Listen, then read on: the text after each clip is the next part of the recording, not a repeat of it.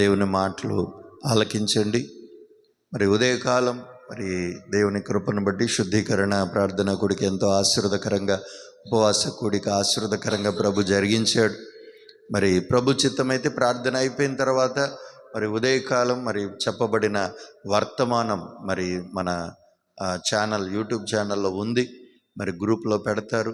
మరి ప్రార్థన అయిపోయిన తర్వాత మరలా నిర్లక్ష్యముగా వ్యర్థముగా గడపక వీలైతే మరొకసారి ఆ వర్తమానాన్ని వినండి.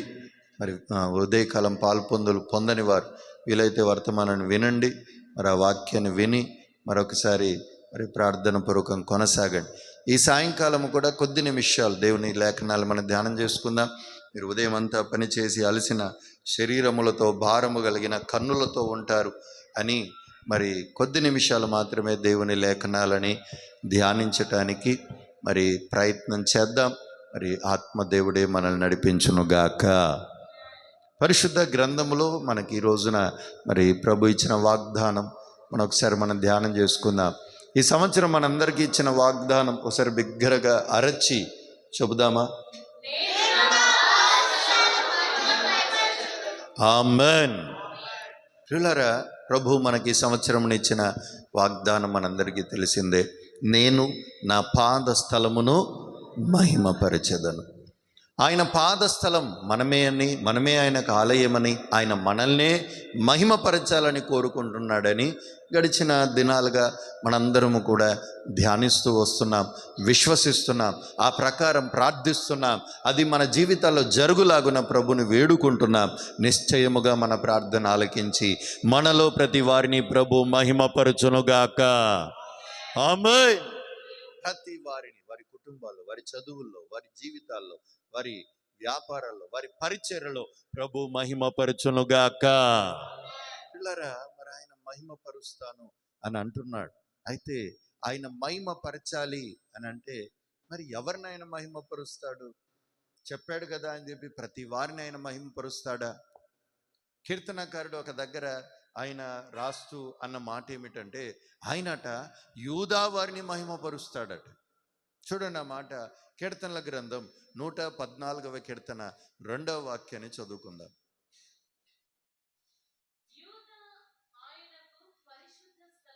యూదా ఆయనకు పరిశుద్ధ స్థలమాయను, ఇజ్రాయేలు ఆయనకు రాజ్యమాయను. Praise the lord. నేను నా పాదస్థలమును మహింపరుస్తానన్న దేవుడు ఎవరిని పాదస్థలముగా మార్చుకుంటా అంటున్నాడు అని అంటే, యూదా వారిని పాదస్థలముగా మార్చుకోబోతున్నాడు. ఆమేన్. ఎవరినట పాదస్థలంగా మార్చుకునేది? యూదా వారి. నోరు తెరిచి చెప్పండి, ఎవరినట? యూదా వారిని. ఈ యూదా వారు ఎవరయ్యా అని అంటే, యూదా అంటే ఎలా వచ్చాడు ఈ యూదా? అసలు యూదా ఎక్కడి నుంచి వచ్చాడు? అసలు ఈ యూదా గురించి రాయబడిన మాట ఏమిటంటే, యూదా తన తల్లి పిల్లలు లేరని బాధపడతా ఉంటే ప్రార్థించగా మొదట ఒక కొడుకునిచ్చాడట. ఆ కొడుకు పేరు రిబ్బోనో షిమ్యోనో ఏదో ఉంది. చూడండి ఆ మాట ఆదికాండం 29వ అధ్యాయంలో రాయబడి ఉంటుంది. ఆదికాండం 29వ అధ్యాయం 30 చివరి వచనాల్లో మనం గమనిస్తాం. 29వ అధ్యాయం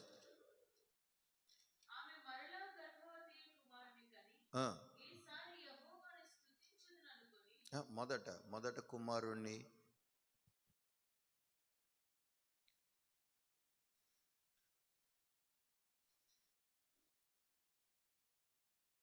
రాహేలు గొడ్రాలై ఉండెను, లేయా గర్భవతి అయి కుమారుని కని, యెహోవా నా శ్రమను చూచుచున్నాడు గనుక నా పెనిమిటి నన్ను ప్రేమించును గదా అని అనుకొని అతనికి రూబేను అని పేరు పెట్టెను. హల్లెలూయా.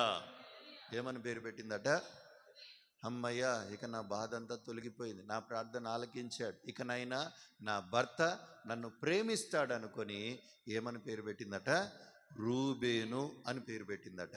అయితే దేవుడు మరలా ఆమెను కనికరించాడట.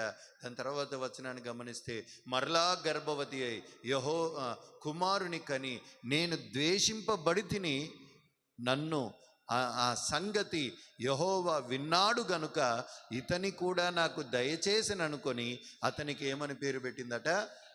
షిమ్యోను అని పేరు పెట్టిందట. Praise the lord. మొదటి వాడినేమో నా భర్త ఇక నన్ను ప్రేమిస్తాడు అంటే, అప్పటి వరకు ఆవిడ్ని ఆయన ప్రేమించట్లేదని ఈవిడ బాధపడతా ఉంది. ఆవిడ ఆవిడ్ని ప్రేమించాడు, కానీ యాకోబు అనేక సంవత్సరాలు మరి ఆయన దాసత్వ పని చేశాడు, మనందరికీ తెలుసు. అయితే ఒక కుమార్తెని ఇస్తానని చెప్పి ఇంకో కుమార్తెనిచ్చాడు కదా అని చెప్పి ఈ యాకోబు ఏం చేస్తున్నాడంటే ఆ మొదటి భార్యని ప్రేమించట్లేదట. నన్ను నా భర్త ప్రేమించట్లేదే బాధపడుతుంటే దేవుడు మొత్తానికి కనికరించి వారిని దేవుడు ఆశీర్వదించి రూబేను అనేవాడిని ఇచ్చాడట. తర్వాత మరలా దేవుడు కనికరించి షిమ్యోను అనేవాడిని ఇచ్చాడట. Praise the lord. అంటే ఏ పరిస్థితి నుంచి ఏ పరిస్థితికి వచ్చింది ఆవిడ? ద్వేషింపబడింది, విలువలేని పరిస్థితి, హక్కున చేర్చుకోలేని పరిస్థితి. ఆ పరిస్థితుల్లో నుంచి ఇప్పుడు ఆ భార్య ప్రేమించబడే పరిస్థితికి వచ్చింది, ఘనపరచబడే పరిస్థితికి వచ్చింది. ఇప్పుడు చివరికి ఆవిడ అంటా ఉంది, ఆ మాట చదవండి, 35వ వాక్యం. ఆమె మరలా గర్భవతి అయి కుమారుని కని ఈసారి యెహోవాను స్తుతించదననుకొని యూదా అని పేరు పెట్టెను. హల్లెలూయా. గట్టిగా చెప్పండి. ఏమని అనుకున్నదట ఇక ఆమె? అయ్యో, నన్ను అనవసరంగా ఈయనకిచ్చి చేశారు, ఈయనకు అసలు నేనంటే ఇష్టమే లేదు అనే పరిస్థితుల్లో నుంచి ఎలాంటి పరిస్థితికి వచ్చిందట ఇప్పుడు ఈమె? దేవుడు నన్ను కనికరించాడు, నా భర్త నన్ను ప్రేమిస్తున్నాడు, ప్రేమించడమే కాదు నాకు కుమారుణ్ణి ఇచ్చాడు, కుమారుని ఇవ్వడం కాదు రెండో సంతానం ఇచ్చాడు, రెండో సంతానమే కాదు యూదా అనే మూడో సంతానముని కూడా ఇచ్చాడు అని ఇప్పుడు ఈమె ఉప్పొంగిపోతుంది, సంతోషిస్తుంది, ఆనందిస్తుంది. ఇప్పుడు ఈ ఆనందాన్ని బట్టి అతగాడికి ఏమని పేరు పెట్టిందట? యూదా. యూదా అనే మాటకు అర్థం ఏమిటి అని అంటే యెహోవాను స్తుతించుదుముగాక, దేవుని స్తుతించుదుముగాక, దేవుని ఘనపరచుదుముగాక. ఒక పాట మనం ఎప్పుడు పాడుకుంటూ ఉంటాం చాలా సందర్భాలు. ఎల్లప్పుడు దేవుని స్తుతించుడి, ఎల్లప్పుడు దేవుని స్తుతించుడి. ఎందుకు స్తుతించాలయ్యా? రోగం ఉంది, బాధ ఉంది, అయ్యా మాకు బాధ, వేదనలు ఉన్నాయి, మా కష్టాలు ఉన్నాయి, బాధలు ఉన్నాయి. ఇందాక ఒకరి సాక్ష్యం మనం విన్నాం కదా, ఆ తల్లికి ఎన్ని కష్టాలు ఉండొచ్చండి. ఇంట్లో పాచి పని చేసుకునే తల్లి అంటే ఎన్ని కష్టాలు, ఊరు వచ్చి పని చేస్తుందంటే ఎన్ని బాధలు ఉంటాయి. బాసరాని ఊరికొచ్చింది, ఇక్కడ ఆవిడ తపన, ఆవిడ ఆశ ఏంటి? డబ్బు సంపాదించాలనా, ఇల్లు కట్టుకోవాలనా, లేకపోతే ఇంకోటి ఆవిడ తపనంతా కూడా నా ఇంటి వారు కూడా రక్షణ పొందాలి, నా ఊరు వారు కూడా రక్షణ పొందాలి. హల్లెలూయా. దేవునిలో ఆనందించడం అంటే అదే. దేవుని చిత్తము నెరవేర్చుట కొరకై మనము శ్రమ పడుటలోనే ఆనందం ఉన్నది. హల్లెలూయా. ఎప్పుడైతే ఈ తల్లి లేయా ఆవిడ ఇక అమ్మయ్య నా నింద తొలగించేశాడు, నా బాధను తొలగించేశాడు, నాకు ఆనందాన్ని ఇచ్చాడని ఎప్పుడైతే ఈ లేయా నమ్మిందో, ఇక విశ్వసించింది, ఇక ఆవిడ జీవితంలో ఏముందట? స్తుతించుట ఉందట. హల్లెలూయా. ప్రియులారా, మనందరికీ తెలుసు, మనం అన్ని విషయముల యందు యెహోవాను ఘనపరచుదుముగాక. కొత్త నిబంధనలో రాయబడిన మాట మనకు తెలిసిందే కదా, ఎల్లప్పుడూ ఆనందించుడి, ప్రభునందే ఆనందించుడి. అది కేవలం సంతోషకరమైన, లాభకరమైన, ప్రయోజనకరమైన విషయముల కొరకు మాత్రమే కాదు, కానీ నష్టమైన, వేదనైన, రోగమైన మనము దానిని బట్టి ప్రభుని స్తుతించుదుముగాక. హల్లెలూయా. పిల్లరా, మరి నేను నా పాద స్థలమును మహింపరుస్తానన్న దేవుడు ఎవరిని మహింపరుస్తాను అంటున్నాడంటే స్తుతించే వారిని మహిమపరచబోతున్నాడు. హల్లెలూయా. ఎట్టి పరిస్థితుల్లోనైనా నీకు బాధలు, శ్రమలు, రోగములు, వేదనలు ఉన్నా సరే, నీకు అన్ని బాగున్నా సరే, నీ నోట స్తుతి ఉండునుగాక, నీవు కీర్తన ఎత్తి పాడుదువుగాక, ప్రభుని ఘనపరచుదువుగాక. పాడటానికి, స్తుతించడానికి, స్తోత్రము చెప్పడానికి, హల్లెలూయా అని దేవుని ఘనపరచడానికి ఎప్పుడు వెనకాడకూడదు. పిల్లలు, దైవజనులు మరి ఎంతోమంది చెప్తున్న మాట, దైవజనుల నోటి నుంచి ఏదైనా మాట వస్తే వెంటనే ఆమెన్ అని రిసీవ్ చేసుకుంటారట ఉజ్జీవంగా. మరి నాకు తెలిసిన ఓ దైవజనుడు ఉన్నాడు, మామూలుగా ఏది కేవలం ప్రార్థనలు చేసేటప్పుడు లేక వాక్యం ప్రకటించేటప్పుడు మాత్రమే కాదు, దేవుని బిడ్డలు ఇద్దరు కలిసి మాట్లాడుకుంటున్నాడు, పొరపాటున ఏదైనా మాట వారి నోట్లో నుంచి మరి మంచి విషయం ఏదైనా బయటకు వచ్చిందంటే ఆమెన్ అని అంటాడట వెంటనే. Praise the lord. అంటే ఏంటి దాని ఉద్దేశం ఏంటి అని అంటే ఖచ్చితంగా జరగాలి, ఖచ్చితంగా లాగు జరగాలి. Praise the lord. చెప్పరే, ఇప్పుడే కదా మనం మాట్లాడుకునేది. ఏ విషయం అందు కూడా ఏ పరిస్థితుల్లోనైనా సరే అర్ధరాత్రి లేపినా సరే నీ నోట స్తుతి ఉజ్జీవంగానే ఉండాలి. Praise the lord. హల్లెలూయా.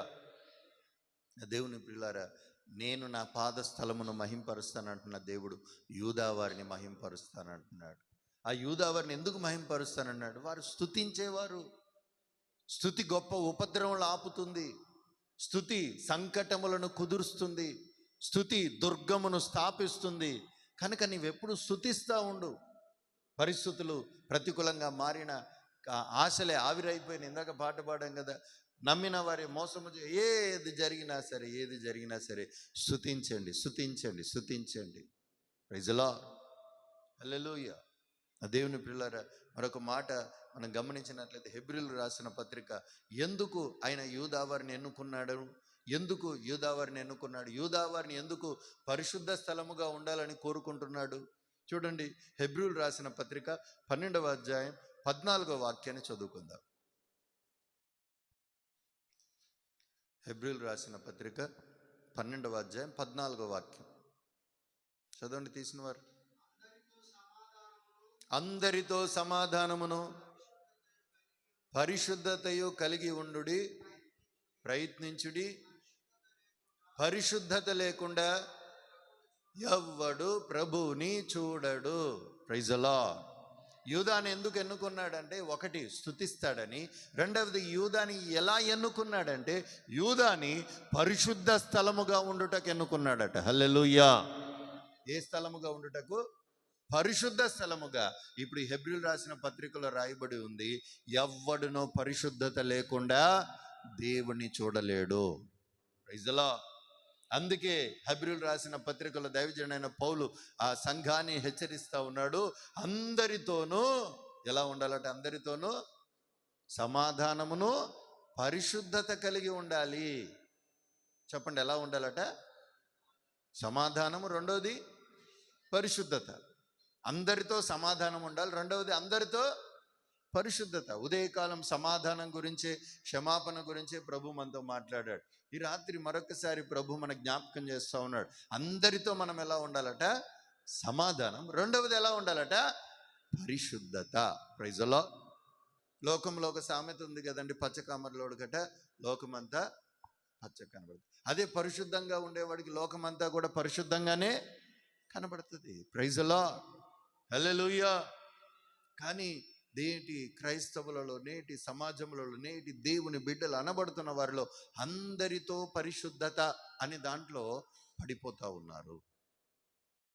అందరితో పరిశుద్ధత అనే విషయంలో ఏమాత్రము కూడా దాన్ని మెయింటైన్ చేసే విషయంలో పడిపోతూ ఉన్నారు. జాగ్రత్త. దేవుని బిడ్డలు అయినటువంటి వారు దేవుని బిడ్డలతో కలిసినప్పుడు వారితో పరిశుద్ధతలోనే కొనసాగాలి. ఆమేన్. అందరూ చెప్పరే. వారి బంధం, వారి అనుబంధం, వారి మాట, వారి నడత, వారి ప్రవర్తన అంతా కూడా పరిశుద్ధమైనదిగానే ఉండునుగాక. హల్లెలూయా. పరలోకంలో ఆడవారు మగవారు అనేవారు ఉంటారా? ఉండొచ్చు. కానీ అక్కడ ఆడవాళ్ళు మగవారు అనే భేదాలు ఏముండవు. దేవదూతల వంటి వారుగా మారిపోదుముగాక. దేవదూతల్లో ఆడదేవదూతలు ఉన్నాయా? దేవదూతలో మగ దేవదూతలు ఏమైనా ఉన్నాయా? చెప్పరేంటి, మాకు తెలీదా అంటారా? లేవు. దేవదూతలు, ఆడదేవదూతలు, మగ దేవదూతలు అనేవి లేవు. ఆ దేవదూతలు అనే సృష్టి ప్రత్యేకమైన సృష్టి అది. హల్లెలూయా, హల్లెలూయా. ఆ దేవదూతలో రకాలు ఉన్నాయి. ఏంటి? మికాయేలు, గాబ్రియేలు, ఇట్లాగా కెరూపులు, సెరాపులు, లూసిఫర్. ఈ 5 రకములైనటువంటి దేవదూతలు బైబిల్లో కనబడుతున్నాయి. కానీ ఆడదేవదూత, మగ దేవదూత, ఇది ఈ దేవదూత, ఆ దేవదూత అని లేదు. Praise the lord. అలాగే దేవుని బిడ్డలంగా సంఘములో మనం చేర్చబడిన తర్వాత, సహవాసంలో చేర్చబడిన తర్వాత అందరితో సమాధానమును, అందరితో పరిశుద్ధత కలిగి ఉందముగాక. ఆమేన్. ఎవరైనా సరే, మగవారు ఆడవారితో అయినా, ఆడవారు మగవారితో అయినా, మగవారు మగవారితోనైనా, ఆడవారు ఆడవారితోనైనా పరిశుద్ధమైన బంధమే ఉండునుగాక. ఈ బంధం మరలా వేరే దానికి దారి తీయకూడదు. ఈ బంధం వేరే విధంగా మాట్లాడుకోవడానికి, వేరే విధంగా ఆలోచించడానికి, వేరే విధంగా నడుచుకోవడానికి అసలు తావివ్వకూడదు. ఒక్కరు చెప్పట్లేదు సేవకులు తప్ప. నిద్రపోతున్నారా? గట్టిగా చెప్పండి హల్లెలూయా అని. నా దేవుని ప్రియులారా, మనం అందరితో పరిశుద్ధత మాత్రమే కలిగి ఉండాలి. దేవుడు మన బ్రతుకులను, మన జీవితాలను ఆశీర్వదించాలి, ఆయన లేవనెత్తాలి. అప్పటిదాకా మనం ఆయనకి ఎలా ఉండాలంటే పరిశుద్ధమైన స్థలముగా ఉందుముగాక, పరిశుద్ధ పాద స్థలముగా ఉందుముగాక. అంతేగాని మన పరిశుద్ధతను పోగొట్టుకొని పాద స్థలమును, ఆయన మురికి దాని మీద కాలుబెట్టేవాడు కాదు కదా.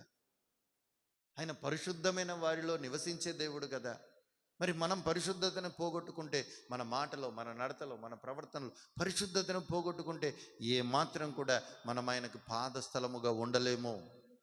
దేవుని ప్రియులారా, మనం ఆయన పాదస్థలముగా ఉంటే ఆయన మనల్ని మహింపరుస్తానంటున్నాడు. పాదస్థలముగా ఉండాలి అని అంటే నీవు స్తుతించడి వారిగా ఉండాలి. పాదస్థలముగా నీవు ఉండాలి అని అంటే నీవు పరిశుద్ధంగా ఉందువుగాక. ఎవరితో పరిశుద్ధంగా ఉండాలట? కేవలం ఇంటి పక్కన వారితో, కేవలం నీకు అనుకూలంగా ఉన్నవారితోనేనా? కేవలం నీకు అన్ని అనుకూలంగా ఉన్నవారితో అని రాయబడి ఉందా? అందరితో. Praise the lord. ఎవరు నిన్ను చూసినా పరిశుద్ధతే కనబడాలి. నీవెవరిని చూసినా పరిశుద్ధతే కనబడాలి. పరిశుద్ధమైనటువంటి ఆలోచనలు, పరిశుద్ధమైన ప్రవర్తన, పరిశుద్ధమైనటువంటి నడత మాత్రమే మనలో కనబడునుగాక. అది కేవలం పైకి కనబడేది మాత్రమే కాదు, అంతరంగము కూడా పరిశుద్ధమైనదిగా మారిపోవునుగాక. హల్లెలూయా. ఎందుకంటే మనుషులైతే పై రూపాన్ని చూస్తాడు, కానీ దేవుడు ఎవరిని చూస్తాడట? అంతరంగమును చూస్తాడు. మత్తయి సువార్త 5వ అధ్యాయం 8వ వచనంలో రాయబడి ఉంటుంది, హృదయ శుద్ధి కలిగిన వారు ధన్యులు, వారు దేవుని ముఖ దర్శనం చేస్తారు. మన అంతరంగం దేవుడు చూస్తున్నాడు, పై రూపాన్నేమో భక్తులు చూస్తూ ఉన్నారు. అలాగే భక్తి లేని వారు కూడా చూస్తూ ఉన్నారు. వారికి మనం పరిశుద్ధంగా కనబడాలి, అంతరంగాన్ని చూసే దేవునికి కూడా పరిశుద్ధత కనబడునుగాక. హల్లెలూయా. తిమోతికి రాసిన మొదటి పత్రిక 4వ అధ్యాయం 5వ వచనం చదువుకుందాం. తిమోతికి రాసిన మొదటి పత్రిక 4వ అధ్యాయం 5వ వాక్యం.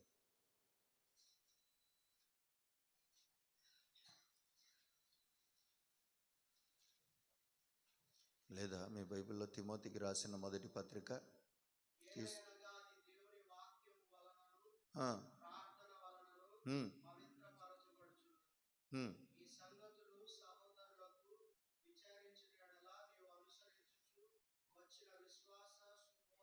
చాలు, దానిపై వచ్చిన మరలా చదువు. ఏలయనగా దేవుని వాక్యం వలన, అందరూ చెప్పండి అది, దేవుని వాక్యం వలనను ప్రార్థన వలనను పవిత్రపరచబడుచున్నది. హల్లెలూయా. ఎలాగ మనం పవిత్రపరచబడతామట? మరి పరిశుద్ధత లేకుండా దేవుడికి ఎవడు చూడలేడు, పరిశుద్ధత లేకుండా ఎవరు ఆయన పాదస్థలముగా మారలేరు, పరిశుద్ధత లేకుండా దేవుడు ఎవరిని ఆశీర్వదించలేడు అనే సంగతులు వింటున్నాం. మరి ఎలాగ పరిశుద్ధపరచబడతామనంటే, ఒకటి దేవుని వాక్యం వలన, రెండవది ప్రార్థన వలన. ఆమేన్. హల్లెలూయా. మనం ప్రార్థనలు ఎందుకు నిరాటంకంగా చేయాలి? మనం రోజు ప్రార్థనలు ఎందుకు చేయాలి? కుటుంబ ప్రార్థనలు, సహవాస ప్రార్థనలు, సంఘ ప్రార్థనలు, వ్యక్తిగత ప్రార్థన, ఇన్ని ప్రార్థన అనుభవాలు ఎందుకు ఉండాలంటే మనం పరిశుద్ధపరచబడతాము. ఈ ప్రార్థన అనుభవాల ద్వారా పరిశుద్ధపరచబడతాం. వాక్యము దొరికినప్పుడల్లా ఇలాంటి సహవాస కూటాలు, ఇలాంటి ప్రార్థన కూటాలు లేక సహవాస కూటాలు ఏర్పాటు చేసినప్పుడల్లా మనం ఎందుకు ఆసక్తితో వచ్చి దేవుని మాటలు శ్రద్ధగా వినాలి అని అంటే, ఈ మాటల ద్వారా నీవు పరిశుద్ధపరచబడుదువుగాక. నీ ప్రార్థనల ద్వారా నీవు పరిశుద్ధపరచబడుదువుగాక. నీవు పరిశుద్ధపరచబడితేనే మహిమను పొందుతావు. నీవు మహిమను పొందితేనే నీవు ఆశీర్వదింపబడతావు. Praise the lord. ఒక యోసేపు మహిమను పొందినట్లుగా, ఒక దానియేలు మహిమను పొందినట్లుగా, ఒక ఎస్తేరు మహిమను పొందినట్లుగా, షడ్రక్ మేషక్ అబేద్నెగోలు మహిమను పొందినట్లుగా నీవును మహిమ పొందుదువుగాక. ఆమేన్.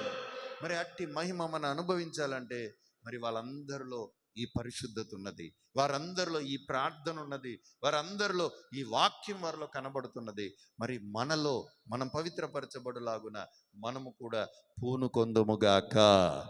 అయితే అందరితో పరిశుద్ధత. ఎందుకని ఆ మాట చెప్తా ఉన్నాడు ప్రభు? సర్వసాధారణంగా దేవుని బిడ్డలు ఏం చేస్తారంటే సంఘములో ఉన్న బిడ్డలందరితో ఆమెన్, స్తోత్రం, హల్లెలూయా, దేవునికే మహిమ, అన్నీ మంచి మంచి దేవుని మాటలు, దేవుని పాఠాలు, దైవికమైన పదాలు, దైవికమైన మాటలు. బయటోడు ఎవడో కలిసాడు, అది నోటు తెరిచి అంతలా బూతు మాట్లాడతాడు. ఇక ఆవిడతో కూడా ఈవిడ మరలా అవునే ఆవిడ అది మరలా ఈ నోరు మళ్ళీ అక్కడ తెరిసిద్ది. ఏ నోరు ఇది? ఇక్కడేమో ఆమెన్, స్తోత్రం, హల్లెలూయా. ఇప్పుడు ఆడికి పోయి ఏం మాట్లాడుతున్నారు? బూతులు, సరసోక్తులు, చెడ్డ మాటలు, అబద్ధాలు ఇవన్నీ మాట్లాడుతూ ఉన్నారు. ఇంతకు ముందు కూడా చెప్పాను, ఒకటే నోటిలో నుంచి చెడ్డ మాటలు, ఒకటే నోటిలో నుంచి మంచి మాటలు రానేరవు. నీవు మంచి మాటలు మాట్లాడుతున్నావు అని అనుకుంటున్నాం, కానీ అది మంచి మాటలు కావని ప్రభు చెప్తున్నాడు. Praise the lord. ఎందుకంటే వాక్యం చెప్తున్నాడు, ఒక్క హృదయంలో నుంచే మంచివి, ఒక్క హృదయంలో నుంచే చెడ్డవి రాకూడదు. ఇప్పుడు ఒక బిందె ఉందండి, నీళ్ళ బిందె అని ఇంతకుముందు కూడా చెప్పే ఉన్నాను మీకు అనుకుంటా. నీళ్ళల్లో మనం బిందెలో నీళ్ళు తాగుతున్నాం, ఆ తాగే నీళ్ళే కదా అని చెప్పి తాగే నీళ్ళు బిందెలో పోసాం, కుడితి నీళ్ళు వచ్చాయి. ఇప్పుడు ఇవైనా నీళ్ళే కదా, ఆ నీళ్ళు ఈ నీళ్ళు కలిపేద్దాంలే అని చెప్పి కుడితి నీళ్ళు కూడా మంచినీళ్ళ బిందెలో పోసావు. ఇప్పుడు నువ్వు గ్లాస్ ముంచినప్పుడు మంచినీళ్ళు మాత్రమే రావాలంటే వస్తాయా? చెప్పరండి. కుడితి నీళ్ళు మాత్రమే రాకూడదు, మంచినీళ్ళు మాత్రమే రావాలని గ్లాస్ ముంచితే వస్తాయా మంచినీళ్ళు? రావు. అట్లాగే మన అంతరంగం పరిశుద్ధంగా లేకపోతే, మన అంతరంగం పరిశుద్ధత గురించి తపన లేకపోతే, పరిశుద్ధత గురించి, మాట గురించి, ప్రవర్తన గురించి ఆ భయం మన అంతరంగంలో లేకపోతే ఏమాత్రం కూడా మంచి విషయాలు మన నోటి వెంట రావు. ఎప్పుడైతే నువ్వు పరిశుద్ధత కలిగి మాట్లాడడం మొదలు పెడతావో, ఈ పాట మనం పాడుకుంటూ ఉంటాం కదా, ఆత్మ గురించిన పాట, ప్రవచనములు ఎత్తి పలుకు అనే మాట మనం పాడుకుంటూ ఉంటాం. ఏ పాట అది? మండే అగ్నల్లెరా దేవా అని పాడుతూ ఉంటాం. ఆ పాటలో మనం ఒక వచనాన్ని గమనిస్తే, ప్రవచనం ఎత్తి పలుకు. హృదయం అంతా, అంతరంగం అంతా చెడిపోయి భయంకరమైన మాటలు, భయంకరమైన దుర్మార్గం, భయంకరమైన చెడ్డతనం, భయంకరమైన కుళ్ళు, కుతంత్రం, ద్వేషం, పగ, ప్రతిక ఇన్ని ఉన్నాయి. నోటికి మాత్రం ప్రభా అది అయిపోవాలి, ఇది అయిపోవాలి, అది జరిగిపోవాలి అంటే జరిగిద్దా? జరగదు. అంతరంగం మొదటగా పరిశుద్ధమైనదిగా మారిపోవునుగాక. అది ఎలా మారుతుందంటే ప్రార్థన, వాక్యము గురించిన తపన నీలో ఉండాలి. ప్రతి దినం ప్రార్థన చేసుకోవాలి, ప్రతి దినం వాక్యం చదువుకోవాలి, ప్రతి దినం ప్రభు నా సేవకుని ద్వారా, నా కాపరి ద్వారా నాతో ఏం మాట్లాడుతున్నాడనే దప్పిక నీలో ఉండాలి. ఎప్పుడైతే ఈ వాక్యం, ఈ ప్రార్థన నిన్ను దర్శిస్తుందో, నీవు చేయటం మొదలు పెడతావు, నీ అంతరంగం ఎప్పుడైతే వీటి కొరకు తపన కలిగిందిగా మారిపోతుందో, ఆ దేవుడు నిశ్చయముగా నిన్ను మహిమపరచునుగాక, పాద స్థలముగా మార్చుకొనుగాక. ఆమేన్. ఎందుకంటే పరిశుద్ధత లేకుండా ఎవడును దేవుణ్ణి చూడుట అసాధ్యం, అసంభవం. Praise the lord. హల్లెలూయా. పిల్లరా, సంఖ్యాకాండంలో ఒక మాట విచిత్రంగా రాయబడి ఉంటుంది. ఈ యూదా ఎందుకు దేవుడు ఎన్నుకున్నాడు? ఈ యూదాని దేవుడు ఎందుకున్నాడంటే, ప్రభు దేవుడట మోషే ద్వారా బలిపీఠం కట్టాడట, మా ప్రత్యక్షపు కూడా కట్టాడు, మనందరికీ తెలుసు. ఈ బలిపీఠమును అలాగే ఈ ఉపకరణములన్నిటినీ చెప్పాడు, దీపవృక్షము ఇవన్నీ చెప్పి ఒక్కొక్క ఉపకరణమును దేవుని మందిరంలో చేరుస్తున్నారు, ప్రతిష్ఠిస్తున్నారు, ప్రారంభిస్తున్నారు. ఆ పరిచర్య ప్రారంభిస్తున్నారు. బలిపీఠ పరిచర్య వచ్చింది. బలిపీఠాన్ని ప్రతిష్ఠించాలి. ఈ బలిపీఠం ప్రతిష్ఠించాలన్నప్పుడు దేవుడు అన్న మాట ఏమిటనంటే, యూదా వారు మొదటిగా అర్పణ తెచ్చి దాని మీద అర్పించాలి. హల్లెలూయా. ఎవరు అర్పించాలట? యూదావారే. అయ్యో ప్రభా, యూదావారి ఎందుకయ్యా అర్పణ అర్పించాలి? ఎందుకయ్యా యూదావారు అర్పణ అర్పించాలంటే ప్రభు అంటాడు, యూదావారు కృతజ్ఞత కలిగిన వారు, యూదావారు స్తుతించేటివారు, యూదావారు సంతోష మనసు కలిగిన వారు. హల్లెలూయా. ఏది చేసినా దేవునికి సంతోషంగా చేస్తే ఆయన ఆనందిస్తాడు. ఏది చేసినా మనం బాధపడతా, దిగులు పడతా, వేదనతో చేసామనుకో దాన్ని ఎందు ప్రభు ఆనందించాడు. కయ్యూను చేసింది అదే కదా, అదే క్షమించండి, హేబేలు, కయ్యూను విషయంలో అదే కదా జరిగింది. హేబేలేమో సంతోషంగా అర్పణ అర్పించాడు, కానీ కయ్యూను ఏదో ఒకటిలే అన్నట్టుగా అర్పించాడు. అంతే, బాధ ఉంది ఆయనకి, బాధ. Praise the lord. యూదా వారు మాత్రం సంతోషంగా అర్పణలు అర్పిస్తారని దేవుడు మొదటిగా బలిపీఠం మీద అర్పించబడే అర్పణ యూదా వారిదై ఉండాలి అని పిలుపునిచ్చాడు. హల్లెలూయా. చూడండి, సంఖ్యాకాండం 10వ అధ్యాయం 14వ వాక్యం.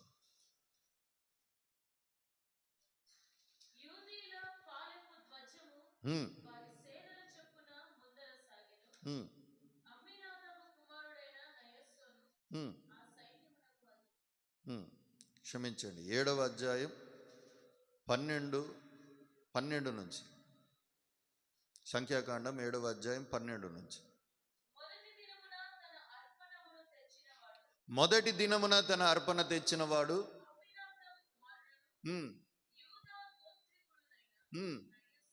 నయస్సోము, యూదా గోత్రికుడు.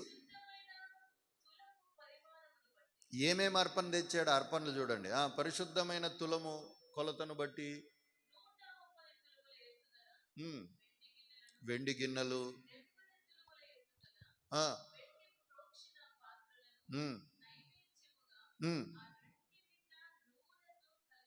వెండి పాత్రలలో నూనె నిండుగా తెచ్చాడు. గోధుమ పిండిని తెచ్చాడు. బంగారపు ధూపార్తిని తెచ్చాడు.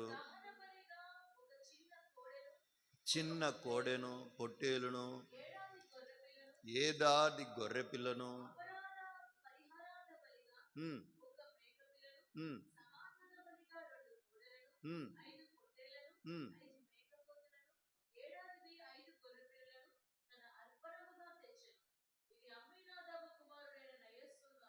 హల్లెలూయా. ఆయన ఇచ్చిన అర్పణ చదవటానికి ఎంత టైం పట్టింది? Praise the lord. దేవుడు ఎందుకు ఎన్నుకున్నాడు యూదా వాళ్ళు అర్పణ ఇవ్వాలని అంటే, యూదా వారు సంతోషంగా అర్పణ తెస్తారు, యూదా వారు ఉత్సాహంగా అర్పణ తెస్తారు, యూదా వారు తెచ్చే అర్పణను బట్టి బలిపీఠం మీద మొట్టమొదటి అర్పణ అర్పించబడాలి. Praise the lord. ప్రత్యక్షపు గుడారం కట్టారు, ఆ బలిపీఠం ప్రతిష్ఠించబోతున్నారు. ప్రతిష్ఠించాలంటే బలిపీఠం మీద మొదటిగా ఏదో ఒక అర్పణ అర్పించబడాలి కదా. మరి అర్పించబడాలంటే ఏది పడితే అది కాదు నాయన, యూదావారే రావాలి, వాళ్ళ అర్పణనే బలిపీఠం మీద కాలాలి. Praise the lord. ఎందుకయ్యా అని అంటే, యూదావారు సంతోష మనసు కలిగిన వారు, యూదావారు ఉత్సాహం కలిగిన వారు. రెండవదిగా, ఇందాక ఓ మాట చదివాం, యూదా వారికి ఉన్న లక్షణం ఏంటంటే, దేంట్లోనైనా దైవ కార్యములన్నిట్లో కూడా ముందుండేవారట. Praise the lord. దేవునికి సంబంధించింది అయితే వారే ముందుంటారట. ఇందాక చదువుకున్నాం కదా 10వ అధ్యాయం, ఆ మాట చదవండి. 10వ అధ్యాయం 14వ వాక్యం.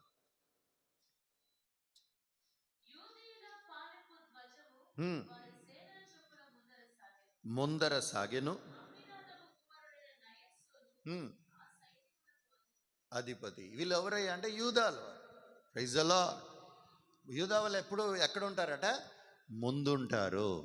దేనికి ముందుంటారు? కయ్యానికి ముందుండేవారు కాదు, కొట్లాటకు ముందుండేవారు కాదు, లేకపోతే గాలి మాటలకి, చిల్లర చేష్టలకి, లేకపోతే పోకిరి వేషాలకి ముందుండేవారు కాదట వీళ్ళు. దేనికి ముందుంటారట వీళ్ళు? దైవ కార్యములకు ముందుండేవారు. Praise the lord. చెప్పరే గట్టిగా. మన బిడ్డలు కొంతమంది ఉన్నారు, సేవకులకైనా సంఘానికైనా ఏదైనా అవసరము అనిపిస్తే మాత్రం ఖచ్చితంగా ఏదో ఒకటి మరి చేయాలన్నట్లుగా ముందుకొచ్చి నిలవబడి, అడ్డం నిలబడి మరి దానికోసం ప్రయాసపడేటటువంటి వారు కొందరు అనేక మంది ఉన్నారు. దేవుని కృపను బట్టి వారిని బట్టి పరిచర్యలు ఇంకా కొనసాగుతూ ఉన్నాయి. హల్లెలూయా. దేవుని ప్రియులారా, యూదా వారిని దేవుడు ఎందుకు ఎందుకుంటున్నాడంటే వారు దేవుని విషయమై ముందుండేవారు. దేవుని విషయమై ముందుండేవారు. సేవకులకు, పరిచర్యకైనా, సంఘానికైనా, సేవకైనా ముందుండే మనసు మనకుండునుగాక. మనం కష్టపడటానికో, సంపాదించడానికో, కుటుంబాలు పోషించడానికో చెయ్యండి, ప్రయాసపడండి, అన్నీ బాగానే ఉన్నాయి. అయితే మీరు దానికంటే ఎక్కువగా దేవుని విషయమై ముందుకి వచ్చుదుముగాక. సామెతల గ్రంథంలో రాయబడి ఉంటుంది, యూదా వారు సింహము వంటి వారు అని అంటూ ఉంటారు. సింహం వంటి వారు ఎందుకయ్యా అంటే, సింహం ఒక్కసారి ముందడుగు వేస్తే మరలా వెనకడుగు వేయదట. చూడండి 30:30 సామెతల గ్రంథం 30:30.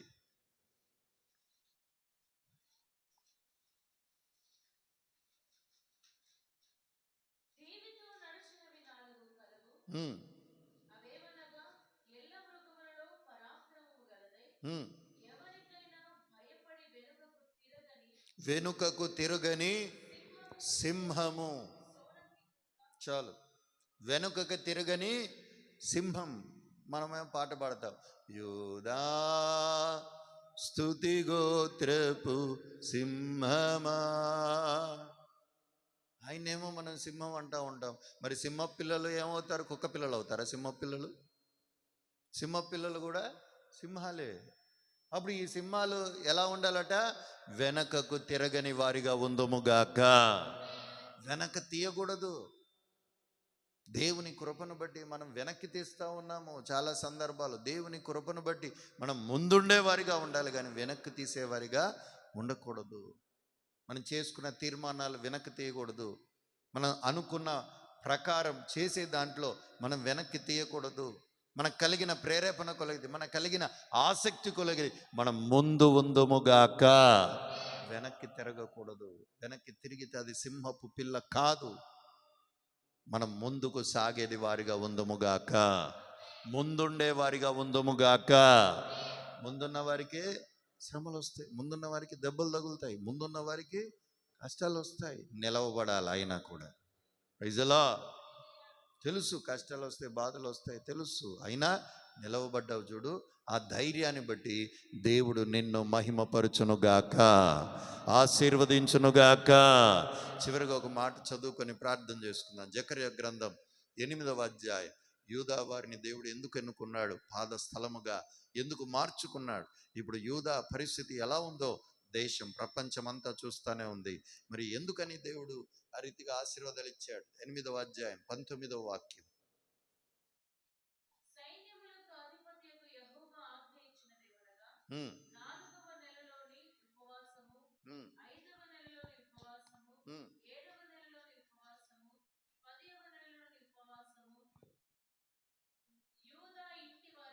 యూదా ఇంటి వారికి సంతోషమును ఉత్సాహమును పుట్టించునుగాక.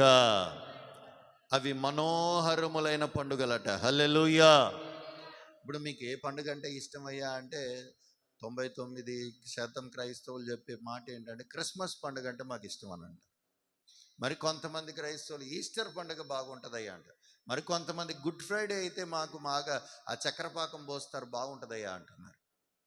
మరి కొంతమంది ఈస్టర్ పండుగ, గుడ్ ఫ్రైడే, ఈ పండుగలు కాకుండా ఎవరి సంఘాలకు వారు ఎన్నెన్నో పండుగలని, ఆ పండుగ, ఈ పండుగ, ప్రతిష్ట పండుగ, అర్పణ పండుగ, సమాధాన పండుగ, ఎన్నో పండుగలు ఏర్పాటు చేసుకుంటా ఉన్నారు. ఇవన్నీ మనుషులకు పండుగలు. కానీ యూదా వారికి ఏవట మనోహరమైన పండుగలు? ఉపవాస పండుగలు. Praise the lord.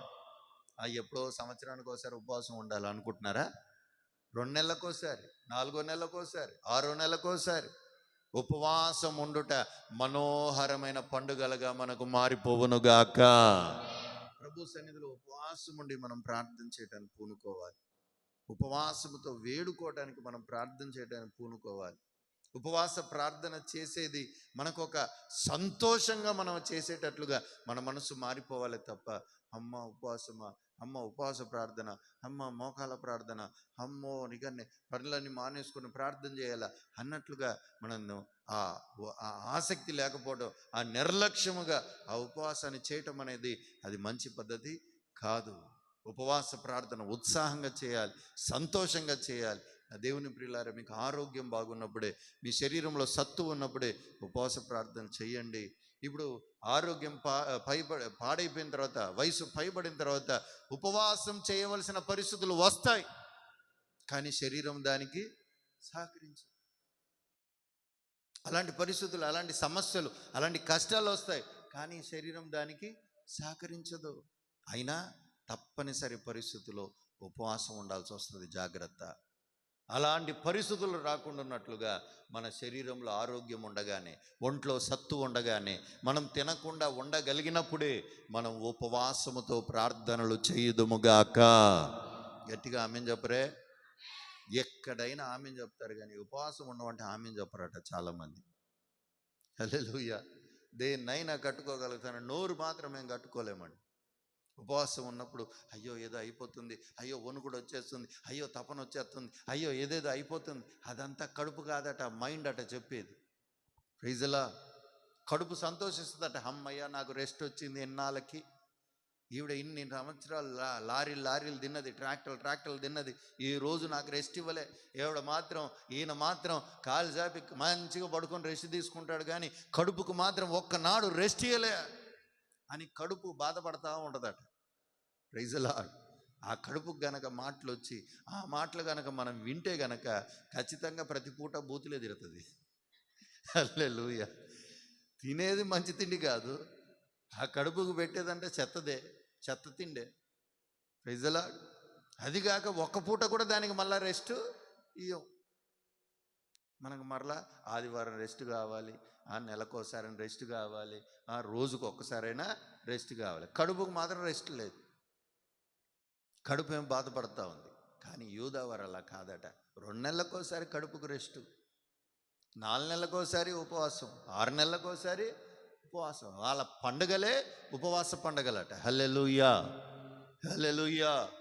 దేవుని ప్రియులారా, ఉపవాసం ఉండి ప్రార్థన చేయటానికి యూదావారి వలె మనం సంతోషించినప్పుడు మనమైన పాద స్థలముగా మారిపోదుముగాక. ఆమేన్. ఉపవాస ప్రార్థన చేయండి. మీకున్న కష్టమైన పరిస్థితుల కొరకైనా, మీరు పొందుకోవలసిన వాటి కోసమైనా, లేకపోతే మీకు అక్కరగా ఉన్న వాటి కోసమైనా, లేక సంఘము కోసమైనా, సేవ కోసమైనా, సేవకుల కోసమైనా ఉపవాసముతో ప్రార్థన చేయండి. ఆ మధ్యకాలం నేను ఒక తల్లిగారి గురించి చెప్పాను కదా, 30 రోజులు ఎన్నో రోజులు, 21 రోజులు వరుసగా ఉపవాసం ఉందట. 21 రోజులు ఉపవాస ప్రార్థనలో ఏ రోజు తన కోసం, తన పిల్లల కోసం, కుటుంబం కోసం ప్రార్థన చేసుకుందే లేదట. రాజులు, అధికారులు, నాయకులు, సేవకులు, సంఘము, సంఘ విశ్వాసులు, తోటివారు, బంధువులు, మిత్రులు అందరి కోసం చేసి చివరిగా ముగింపు ప్రార్థనలు 21వ తేదీ చివరిగా, అయ్యా ఎన్ని దినములు నేను చేసిన పరిచర్యను బట్టి ప్రభువా నన్ను నా కుటుంబాన్ని కూడా జ్ఞాపకం చేసుకుని ఆశీర్వదించని ప్రార్థన చేసిందట. హల్లెలూయా, హల్లెలూయా. ఇప్పుడు 21 రోజుల ప్రార్థనలో ఈమె గురించి, ఈమె కుటుంబం గురించి చేసుకుంది ఏమి లేదు. మరి దేవుడు అలాంటి వారిని కోరుకుంటాడా? నా కొరకు నిలవబడి నా బిడ్డల కొరకు విజ్ఞాపన చేసే విజ్ఞాపన కర్తల్ని కోరుకుంటాడా? ఎంతసేపటికి నన్ను దించయ్యా, నా కొడుకుని దించయ్యా, నా పిల్లని దించయ్యా అనేవాడిని కోరుకుంటాడా? హల్లెలూయా. అప్పుడు మనం ఏమైపోతాం? తమ్మూజును దేవతను ఆరాధించే వారిగా మారిపోతామా కదా? హల్లెలూయా. దేవుని ప్రియులారా, మనం ఉపవాస పండుగలని సంతోషముగా పాటించుదుముగాక.